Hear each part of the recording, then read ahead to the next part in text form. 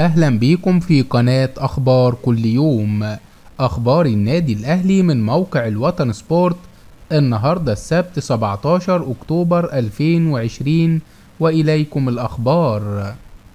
مهيب عبد الهادي: أحمد فتحي خارج الأهلي بداية من الموسم القادم بشكل نهائي. كشف الإعلامي مهيب عبد الهادي موقف أحمد فتحي نجم الأهلي الحالي من البقاء مع الفريق خلال منافسات الموسم القادم، بعد الأنباء اللي ربطت اللاعب بالتواجد ضمن صفوف الأهلي حتى نهاية مسيرته الكروية. وقال مهيب عبد الهادي في تصريحات تلفزيونية لبرنامج اللعيب: أحمد فتحي لن يتواجد مع النادي الأهلي خلال منافسات الموسم القادم، بعد تفضيل بيتسو موسيماني محمد هاني عليه في لقاء الوداد. وأضاف: اللاعب أبلغ النادي أنه سيتواجد مع نادي بيراميدز بداية من الموسم القادم، ورفض كل المحاولات للبقاء داخل جدران القلعة الحمراء. موسيماني يسعى لفك نحس مواجهاته مع الوداد من بوابة الأهلي. يحل الفريق الأول لكرة القدم بالنادي الأهلي ضيفا على نظيره الوداد المغربي خلال المباراة التي ستجمعهما على ملعب محمد الخامس في 9 مساء اليوم بتوقيت القاهرة. وتعد مباراة اليوم بمثابة الاختبار الإفريقي الأول للجنوب إفريقي موسيماني المدير الفني للأهلي، اللي تولى المسؤولية الفنية خلفا للسويسري فايلر، وقاد الفريق في 3 مباريات محلية بمسابقة الدوري الممتاز، حيث فاز على المقاولون العرب بهدف دون رد، وتغلب على إنبي بثلاثية نظيفة، وتعادل سلبيا مع بيراميدز. ويأمل الجنوب إفريقي في العودة من المغرب بنتيجة إيجابية تسهل من مهمته في لقاء الإياب المحدد له الجمعة القادم بالقاهرة، وحتى يقدم أوراق اعتماده أمام جماهير القلعة الحمراء في أول اختبار إفريقي حقيقي، إلا أنه يصطدم بتاريخ غير جيد في مواجهاته أمام الوداد، حينما كان يتولى موسيماني القيادة الفنية لصن داونز الجنوب إفريقي. سقوط بيتسو موسيماني أمام الوداد المغربي مرتين.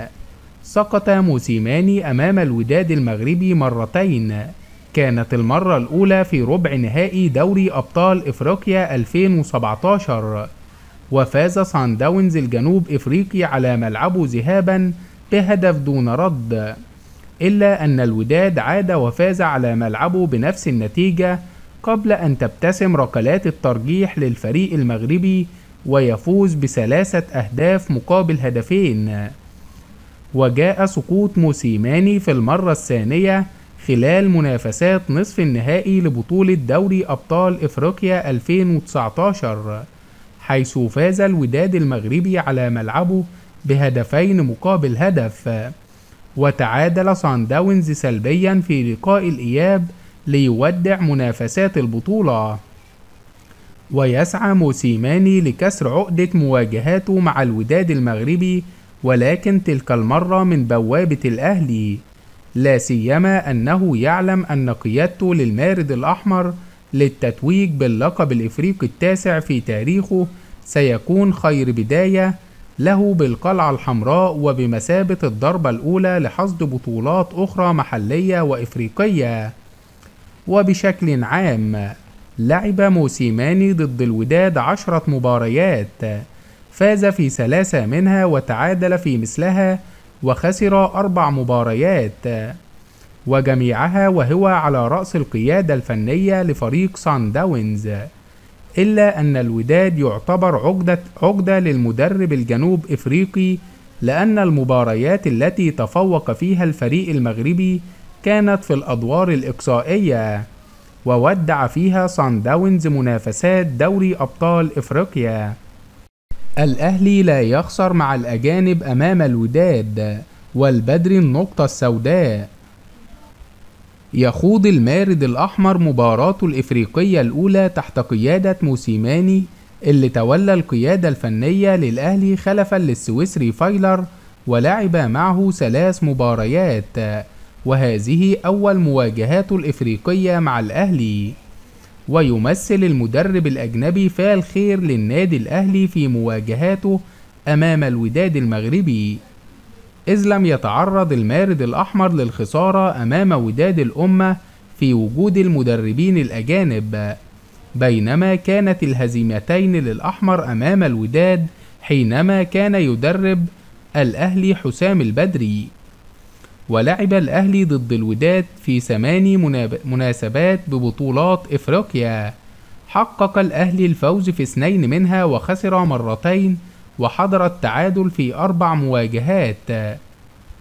ملامح تشكيل الأهلي أمام الوداد: عودة معلول ومروان يقود الهجوم. استقر الجهاز الفني بقيادة موسيماني المدير الفني للنادي الأهلي على تشكيل فريقه استعدادا لمواجهة الوداد المغربي مساء اليوم. وقالت مصادر داخل الأهلي أن موسيماني قام بتجربة أكثر من تشكيل خلال الأيام الماضية، إلا أنه استقر على تشكيل سيخوض به لقاء الوداد ويتناسب مع طريقة اللعب التي يهدف إليها. وينوي الجنوب إفريقي موسيماني المدير الفني للأهلي خوض مباراة اليوم أمام الوداد بتشكيل مكون من: في حراسة المرمى محمد الشناوي، في خط الدفاع علي معلول وياسر إبراهيم وأيمن أشرف ومحمد هاني، في خط الوسط عمرو السولية وإليو ديانج ومحمد مجدي أفشة، في خط الهجوم حسين الشحات وجونيور أجاييه ومروان محسن. وصل الأهلي للمغرب الثلاثاء الماضي، حيث خاض الفريق عدة تدريبات واستعدادات مكثفة للقاء اليوم أمام الوداد. رسميا الأهلي يواجه الوداد في إياب نصف نهائي أبطال إفريقيا باستاد القاهرة. تلقى العميد محمد مرجان المدير التنفيذي للنادي الأهلي خطابا من الاتحاد الإفريقي لكرة القدم يؤكد فيه إقامة مباراة الإياب للدور نصف النهائي لبطولة إفريقيا أمام الوداد يوم 23 أكتوبر باستاد القاهرة. ويلعب الأهلي مع نظير الوداد مساء اليوم في ذهاب نصف نهائي الأبطال بملعب محمد الخامس بالدار البيضاء. موسيماني يوجه رسالة إلى عائلته قبل ساعات من مواجهة الوداد. قام الجنوب إفريقي موسيماني المدير الفني للنادي الأهلي بالرد على تغريدة ابنته التي تمنت له التوفيق في مباراة الوداد المغربي بنصف نهائي بطولة إفريقيا. ورد موسيماني على تغريدة ابنته قائلا: شكرا لعائلتي الجميلة. من الملعب إلى المطار: بعثة الأهلي تغادر المغرب مساء اليوم. تتوجه بعثة النادي الأهلي إلى مطار محمد الخامس بالدار البيضاء مباشرة بعد انتهاء مواجهة الوداد المغربي والمقرر لها 9 بتوقيت القاهرة في ذهاب نصف نهائي أبطال إفريقيا. وقال سمير عدلي المدير الإداري للنادي الأهلي أن البعثة ستتوجه للمطار فور الخروج من ملعب المباراة من أجل الاستعداد لرحلة العودة للقاهرة، واللي هتستغرق 5 ساعات ونصف تقريبا.